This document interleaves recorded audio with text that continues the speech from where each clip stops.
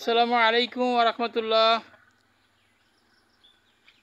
Hello everyone, আজকে আপনাদেরকে দেখাবো বেশ কয়েকটি জায়গা। এখানে দেখতে বাড়ির চিত্র দেখাবো আপনাদেরকে। সুপারি গাছ, তারপর একটা মাজার আছে, মাজারটা আজকে দেখাবো, ঘুরিয়ে ঘুরিয়ে মাজারটা দেখাবো।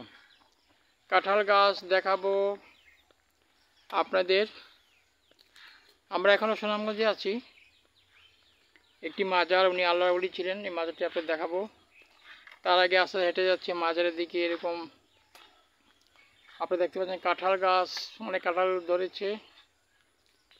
দেখছি মাজারটি, যিনি মাজার ওনার নাম হচ্ছে পীর আব্দুর রশিদ রহমাতুল্লাহ আলাইহি, ওনার মাজার। এটা সুনামগঞ্জ জেলা মঙ্গলকাটা পড়েছে মাজারটি। আপনারা দেখুন মাজারটি। উনি একজন সাধক ছিলেন, অনেক আল্লাহর ইবাদতবন্দি করেছেন, আল্লাহকে ডেকেছেন, আল্লাহর নাম পড়েছেন, অনেক সাধনা করেছেন। ওনার মাজারটা আমি দেখাচ্ছি আপনাদের।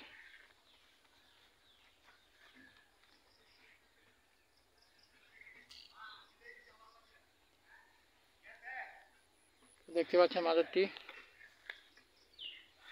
মাজারের পাশে একটা সুন্দর পুকুর আছে, পুকুরটাও আপনাদের দেখাচ্ছি। পুকুরে অনেক পানি, সুন্দর পরিষ্কার পানি দেখা যাচ্ছে।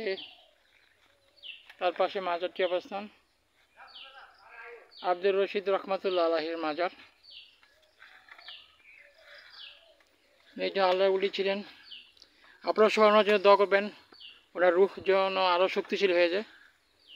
আর আমাকে বেশি বেশি লাইক, কমেন্ট, শেয়ার করে আর পাশে থাকবেন। মাজারের পাশে বেশ অনেক জায়গা, এখানে খুব সুন্দর জায়গা, গাছগাছালি, এরকম নারকেল গাছ, অপরূপ দৃশ্য। তারপর এখানে একটা বাড়ি আছে, বটি গাছ, কাঁঠাল গাছ, মাজারটি দেখতে পাচ্ছেন।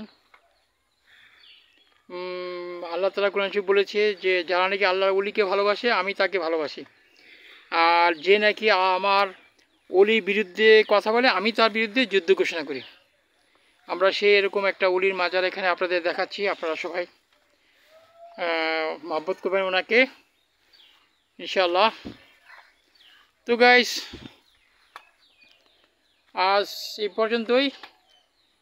আগামী ভিডিও নিয়ে আপনাদের সামনে নিয়ে আসবো ইনশাআল্লাহ। আল্লাহ হাফেজ।